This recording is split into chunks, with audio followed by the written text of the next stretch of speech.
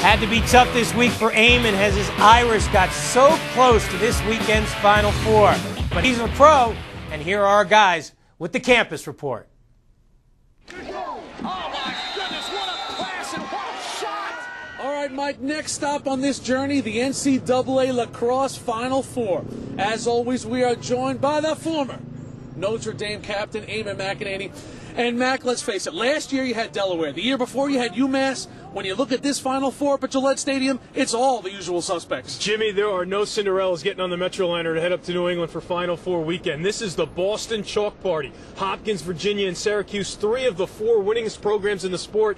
And then Duke, all the storylines that comes with the most famous college lacrosse team in America. Tournament organizers are doing cartwheels up in Faneuil Hall looking at this foursome. The Champion is a very exclusive club. Since 1977, only 5 teams have won it. One team that has not won it, the Blue Devils of Duke. Did they get that monkey off their back? Well, Jimmy, there is certainly going to be all the pressure in the world on Duke. First, the Blue Devils have to slay the dragon that is Johns Hopkins. The Blue Jays have been Duke's nemesis in the Final Four, in the finals, 2 one-goal losses. So Duke has to get by Hopkins first, and to do that, it's all about controlling tempo. The Blue Jays want to slow things down, play at a deliberate pace. The Blue Devils want to be at a hectic pace. Controlling the tempo controls the game. I don't think the Blue Jays will be able to slow it down. Duke gets it done with another run. There'll be 50,000 people there on Saturday. The first game, Virginia-Syracuse. Syracuse won at 04, Virginia in 06. Who gets to Monday? Well, Jimmy, this is the kind of game you go to Syracuse and Virginia to play. This is a lacrosse player's game. The pace is going to be up-tempo right from the national anthem.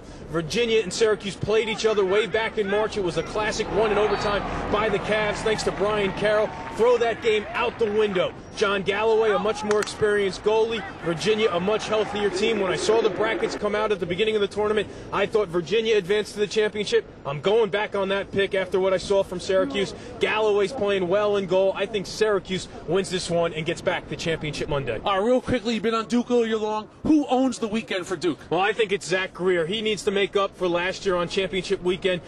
Hopkins kept Zach Greer in check. I don't think they'll be able to do that this weekend. The all-time leading goal scorer in NCAA history punctuates his career with a memorable Final Four. We've been loving the questions all year long. If you have a question for Eamon McEnany, well, log on to MSG.com and click on the Game On button, or just click on to SportsGist.com and ask Eamon.